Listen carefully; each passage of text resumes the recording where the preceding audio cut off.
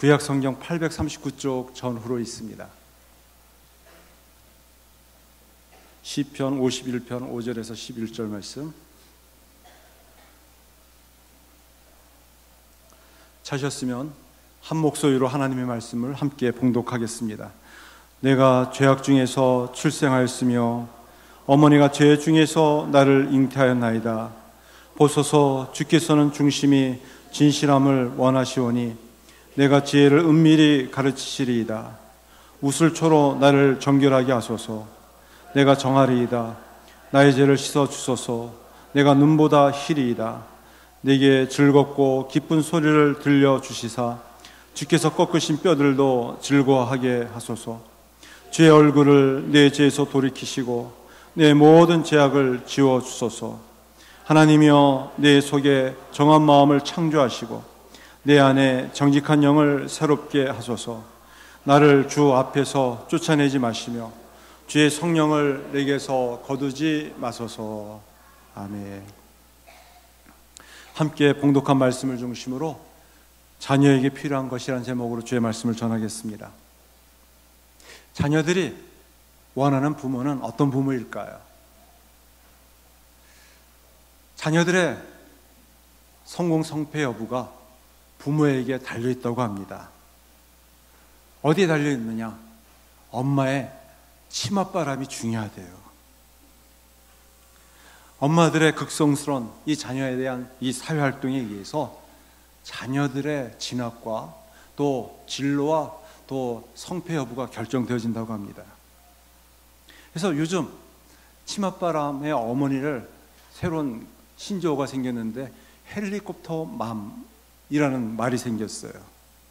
이 말이 무슨 얘기냐면 성인이 되어서도 자녀의 주변에 맴맴 헬리콥터처럼 돌면서 대학 성적, 또 군대에서도, 또 대학원 논문까지도 챙기고, 아니 직장 취업까지도 챙겨주는 엄마들이 있대요.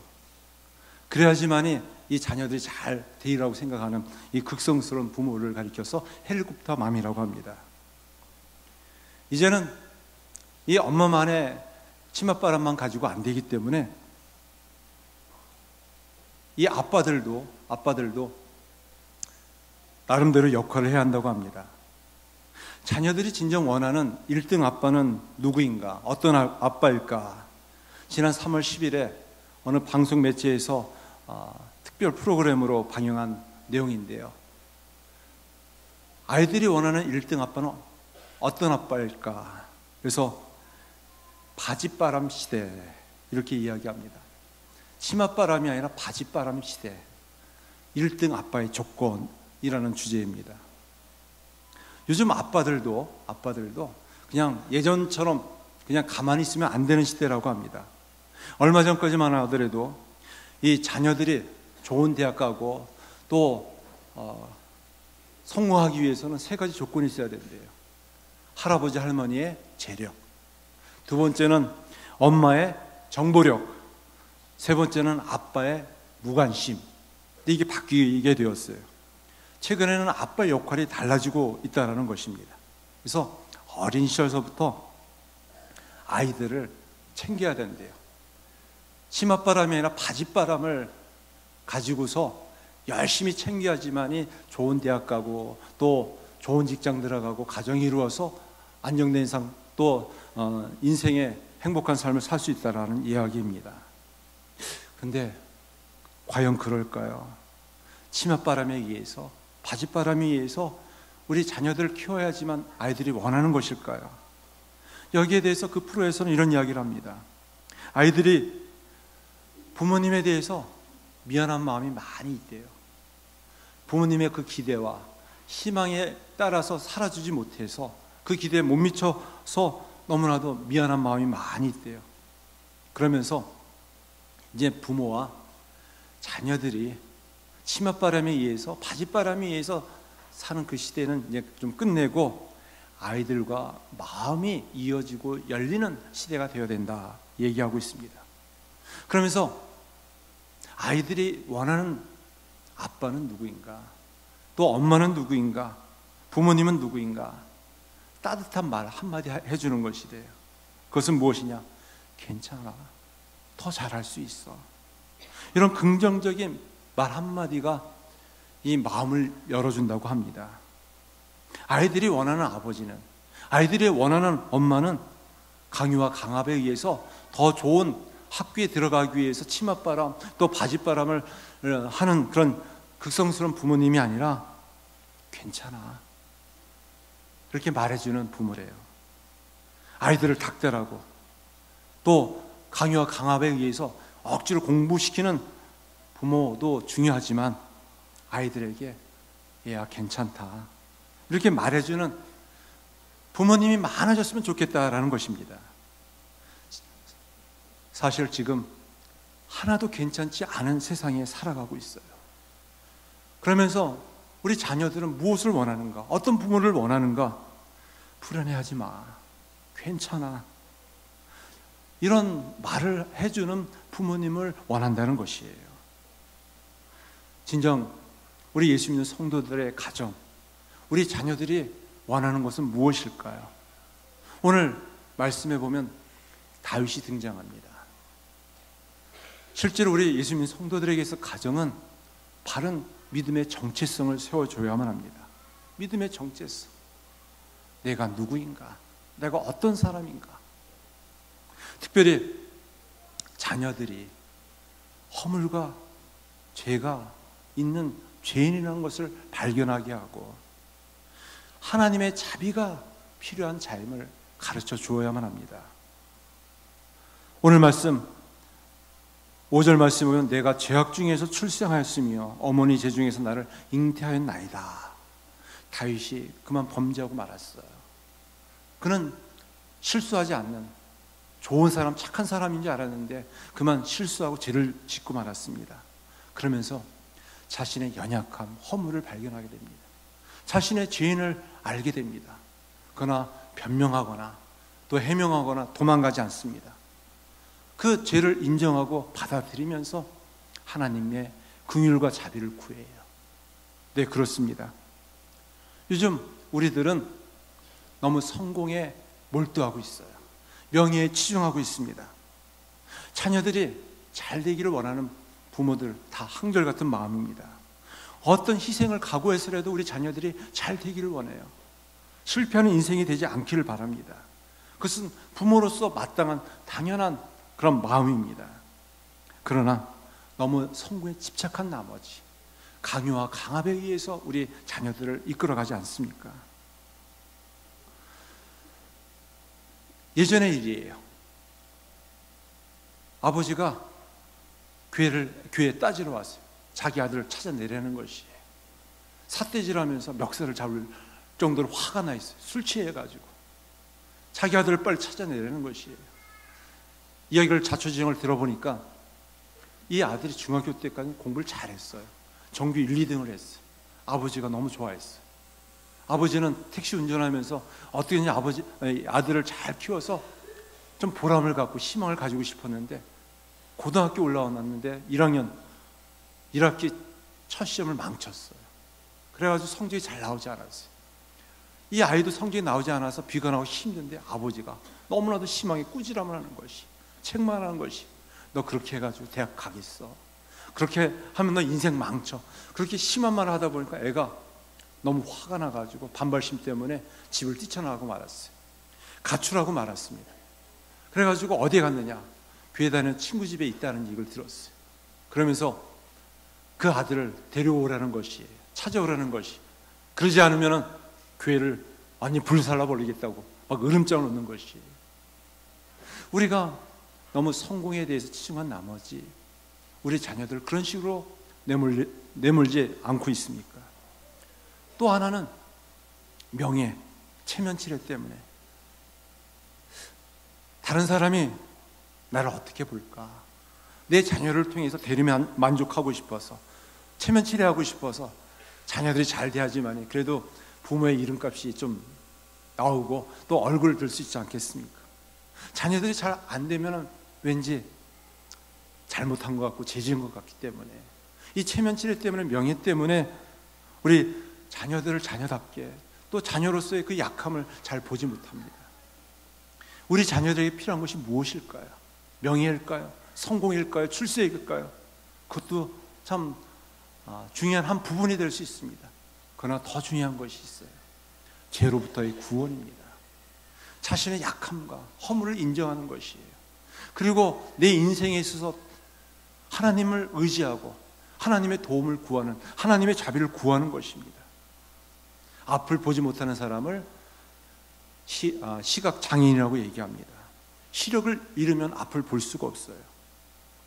영적으로 실명한, 또 영적 실명에 있는 사람은 무엇을 볼 수 없느냐? 죄와 허물을 깨닫지 못하고 볼 수가 없어요. 내가 잘못했어도 자신의 잘못된 행동이 무엇인지 알지 못해, 인정하지 않습니다. 그리고 그 근원적인 죄의 본질이 무엇인지를 제대로 보지 못하는 영적 장애인이 되고 말았어요. 이것은 꼭 우리 자녀들만이 아니라 우리 부모들도 바로 죄 문제에 대해서 가려지고 말았습니다. 진짜 우리에게 필요한 것은 다른 것이 아니에요.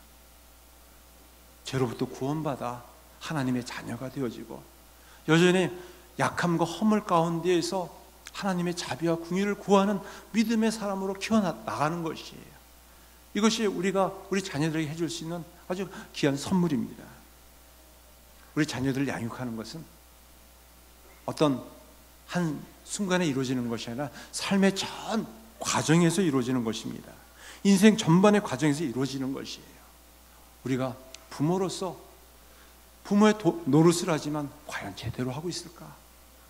참 너무나도 하나님 앞에 부끄러울 때가 있습니다. 저희도 이전에는 자녀였어요. 자녀로서의 구실을 제대로 하지 못해서 나이가 들다 보니까 이제 부모가 되어서 또 자녀를 키우면서 한번 잘해봐야지 하지만 제대로 사람 구실을 하지 못하는 우리의 모습을 보게 됩니다. 이런 부족한 사람이, 불완전한 사람이, 완벽하지 못한 사람이 또 불완전한 자녀들을 키워가고 있어요. 우리는 어떻게 하면 좋을까요? 자신의 연약함을, 자신의 허물과 약함을 인정하는 것이, 받아들이는 것이, 그리고 하나님의 자비와 긍휼을 구하는 것입니다. 또 그런 자녀들에게 우리는 허물과 약함 가운데 있다, 죄 가운데 빠져 있다, 하나님을 의지할 수 있는, 하나님의 자비를 구할 수 있는 사람으로 키워나가는 것입니다. 이것이 우리 부모로서의 역할이고 사명입니다. 그러기 위해서는 늘 끊임없이 하나님의 은혜를 구하는 사람이 되어야만 합니다. 시편 51편 10절 말씀에서는 다윗은 그가 범죄한 이후 자신의 죄를 인정하고 받아들이면서 이렇게 하나님의 은혜를 구하고 있습니다. 하나님이여 내 속에 정한 마음을 창조하시고 내 안에 정직한 영을 새롭게 하소서. 자녀들이 허물과 죄 가운데 빠져 있을 수 있어요. 그 가운데서 어떻게 하면 좋을까요? 그대로 포기해야 할까요? 내버려 둬야 할까요? 죄 가운데 어떻게 죄사함 받고 구원받아야 할지를 잘 가르쳐 줘야만 합니다. 인생의 가장 근원적인 이 죄의 문제를 어떻게 해결할 수 있는가? 바로 하나님의 은혜를 구할 수 있는 자녀로 세워줘야만 해요. 어느 누구나 우리 자녀를 사랑합니다. 자녀가 잘 되기를 원해요. 또 얼마든지 자녀를 위해서 희생할 각오도 다 되어 있습니다. 그러나 우리가 자녀들에게 해주고 싶은 것과 자녀들이 원하는 것이 다르다는 것이에요. 이 다른 것 때문에 충돌이 있고 갈등이 있고 또 상처가 있고 아픔이 있어요. 어떨 때는 화가 있어요. 우리가 자랄 때는 참 공부하고 싶어도 공부하지 못할 때가 많았습니다. 그래서 대학 진학률이 한 20%에서 한 30% 되었어요. 지금은 웬만하면 다 대학을 진학합니다. 한 80% 이상 대학 진학을 합니다. 그렇기 때문에 내가 못다 이런 꿈, 공부에 대한, 학업에 대한 미련 때문에 자녀들에게 계속해서 학업에 대한, 공부에 대한 미련을 떨지 못하고 강조를 합니다. 공부해라, 공부해라. 그래야지만 사람 구실할 수 있다, 직장 들어갈 수 있다, 좋은 대학 들어갈 수 있다. 그렇지만 우리 자녀들이 우리 부모님을 대신해서 살아주진 않습니다. 자기 인생 자기가 살고 싶다는 것이에요. 그리고 너무 그렇게 강요하고 강압하지 말라는 것입니다. 자신의 능력에 맞게 만족하고 살고 싶다는 것입니다. 그런데 이것을 잘 몰라요. 부모가 갖고 있는 기대, 바람이 있기 때문에 계속 충돌할 수밖에 없습니다. 부모의 기대와 욕망은 너무 크고 또 자녀들의 현실은 너무나도 각박하고 힘듭니다. 따라주지 못합니다. 그렇기 때문에 여기에서 오는 갈등과 충돌이 얼마나 많이 있습니까? 우리 모두가 다 하나님 앞에서 부족한 자들이에요. 도움을 받아야 할 자들입니다. 우리 자녀들이 어떻게 하나님의 도움을 받을 수 있는가? 그래서 끊임없이 변화와 성장 속에서 하나님의 은혜 속에 살아갈 수 있는가? 그것들을 가르쳐 주는 것이에요. 그 필요한 것들을 잘 지도해 주는 것입니다. 우리가 자녀들을 위해서 한평생 대신 그 인생을 살아줄 수 없어요.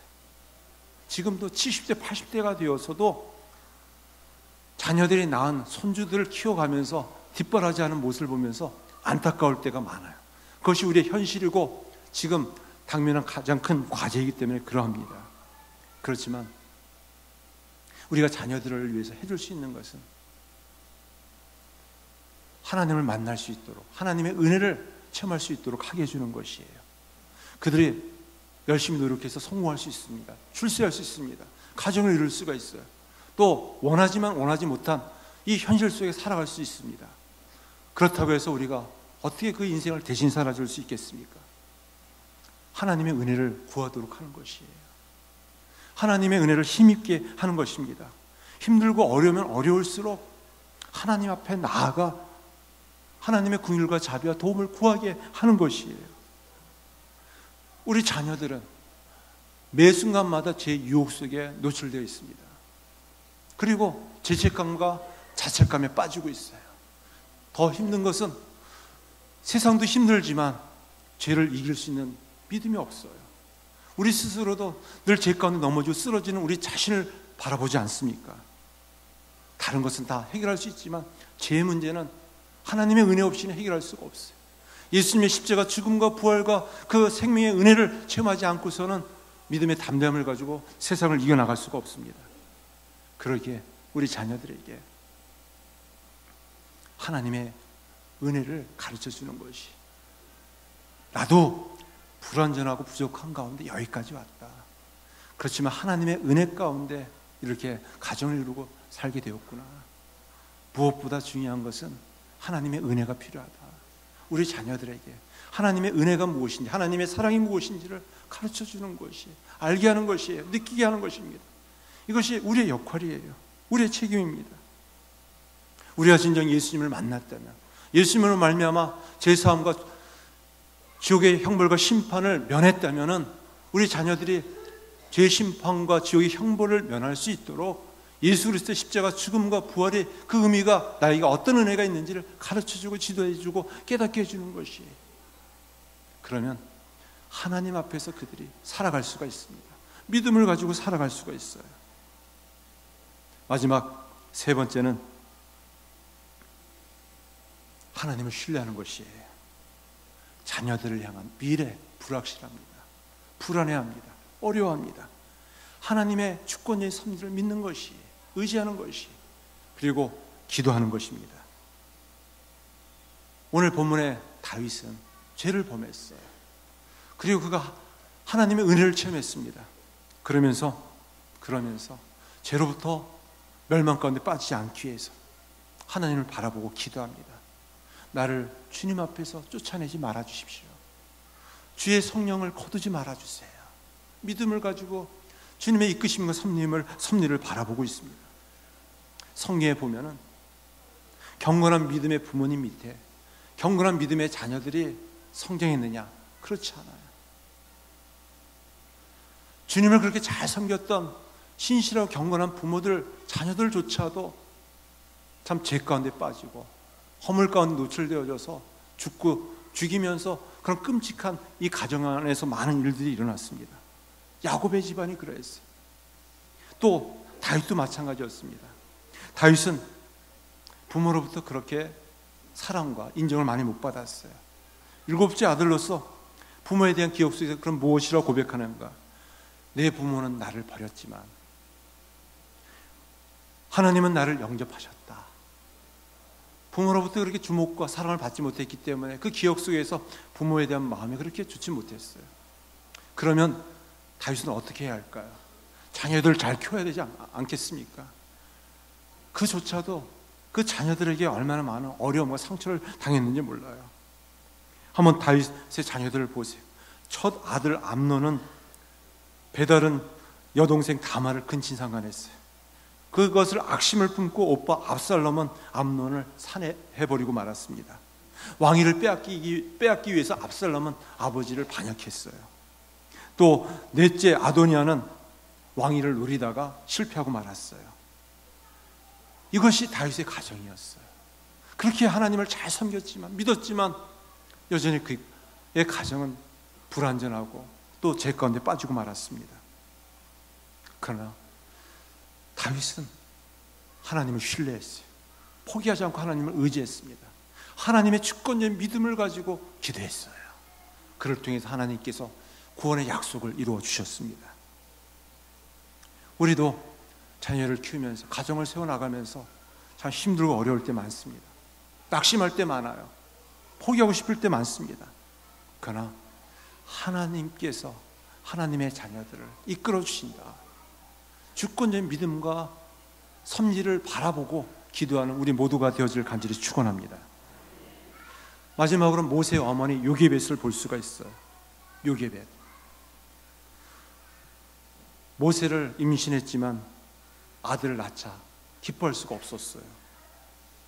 오직 살려야 한다라는 이 마음 하나밖에 없었습니다. 석 달을 남몰래 키워야 했지만 결국은 이 아들을 나일강에 떠내 보내고 말아야만 했었어요. 얼마나 불안했겠습니까? 그래서 핏덩어리 이 아이 살리고 싶어서 끌어안고 있었지만 가족이 다 죽을 수밖에 없는 가운데에서 바구니를 만들고 바구니에 아기를 넣고 나일강에 떠 보내고 말았어요. 그러면서 얼마나 초조했을까? 이 아이가 과연 살아날 수 있을까? 제대로 클 수 있을까? 나일강에 띄워놓은 이 바구니에 있는 아기를 포기할 수가 없어서, 견딜 수가 없어서 그 딸 미리암을 시켜서 끝까지 따라가게 했습니다. 동생이 어떻게 되는지 살펴보게 했어요. 하나님의 주권적인 섭리 속에서 놀랍게도 바구니 안에 있는 아기가 바로 왕 공주의 아들로 입양되었어요. 아기를 갖지 않은 이 공주가 바로 모세를 입양하게 되었어요. 또 그것을 지켜보면서 누이 미리암의 지혜로 어머니 요게벳이 유모로 들어가게 되었어요.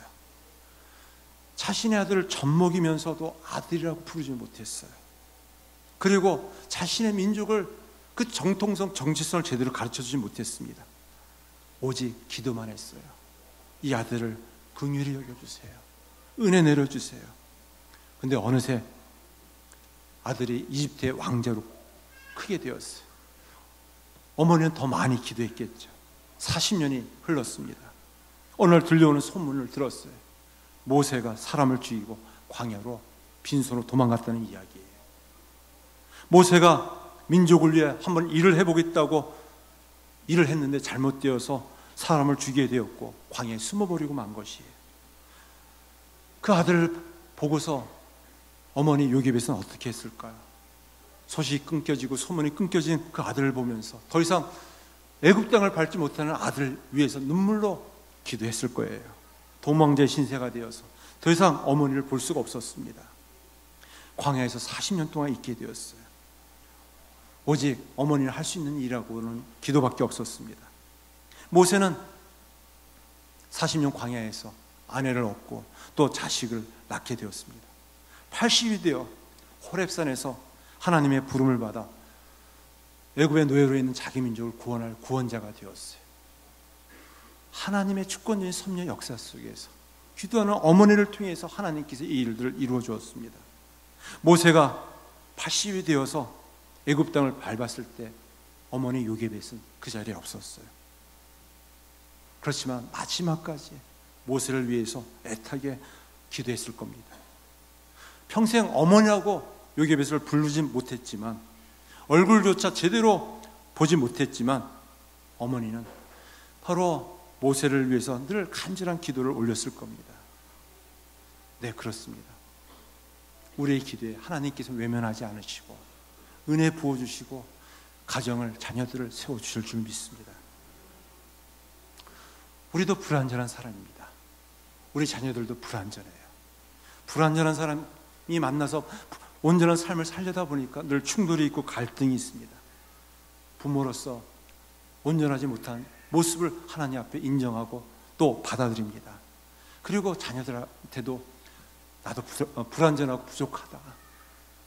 불완전한 자녀를 키우면서 또 여러 가지 실수도 있고 아픔도 있습니다. 어떻게 해야 할까요? 포기해야 할까요? 하나님의 긍휼과 자비를 구하는 것입니다. 우리 하나님은 어떤 분이실까요? 우리를 구원할 만큼 전능하신 강하신 분이십니다. 약한 자를 들어 강하게 하시고 연약한 자를 들어서 크게 하시는 분이십니다. 그 하나님께 은혜를 구하는 우리 모두가 되어질 간절히 축원합니다. 하나님의 은혜로 우리 자녀들을 키우고 믿음의 가정을 세워나가기를 간절히 축원합니다. 우리에게 필요한 것은 하나님의 도우심입니다. 하나님의 은혜입니다. 하나님의 은혜가 우리 가정 가운데, 주의 교회 가운데 충만히 임하기를 간절히 축원합니다. 기도하겠습니다. 하나님 아버지, 그렇습니다. 우리의 가정을 세우셨지만 너무나도 힘겨운 삶을 살아가고 있습니다. 자녀들이 원하는 것과 부모들이 기대하는 것과 다르기 때문에 늘 충돌과 갈등 가운데 있을 때 많습니다. 긍휼히 여겨주시옵소서, 자비를 베풀어 주시옵소서. 하나님 앞에 가까이 나아갈 수밖에 없습니다. 하나님의 은혜가 없이는 죄를 깨닫고 죄사함 받고 구원받아 하나님의 자녀로서 믿음으로 살아갈 수 없습니다. 하나님 은혜 내려 주시옵소서. 하나님의 주권적인 섭리한 믿음을 가지고 더 하나님 앞에 신뢰하며 나아갑니다. 우리의 가정을 더 은혜롭게 세워 주시옵소서. 특별히 주님 앞에 간구합니다. 김유영 원사님 지난 40년 가까이 죄교회를 섬기면서 땀과 눈물로 또한 희생의 피와 아픔으로 헌신하고 또 수고하였습니다. 주님 아시죠? 기억하여 주시옵소서. 마지막까지 죄교회를 위해서 또 귀한 다음 세대를 위해서 헌금을 하고 또 서울에 있는 두 아들이 있는 곳에 올라갑니다. 주님 축복하여 주시옵소서. 하나님 앞에 설 그날까지 남은 여생을 지켜주시고 함께하여 주시옵소서. 하나님의 더 큰 은혜와 또 감사의 제목에 오갈 수 있도록 축복하여 주시옵소서. 또 허락하신 김상수 집사님 가정과 김상대 목사님 가정을 축복하시고 더욱 믿음의 지경 넓게 해주시어서 두 아들을 통하여서 아름다운 믿음의 가정 또 명문 가문 이루어갈 수 있도록 축복하여 주시옵소서. 또 우리 후대들 또 남겨둔 우리 믿음의 성도들 더욱 믿음을 가지고 가정을 세워나가게 하여 주시고 하나님께 기뻐하시는 남은 삶을 살아갈 수 있도록 축복하여 주시옵소서. 예수님의 이름으로 기도드렸나이다. 아멘. 우리 다 같이 일어나셔서 찬송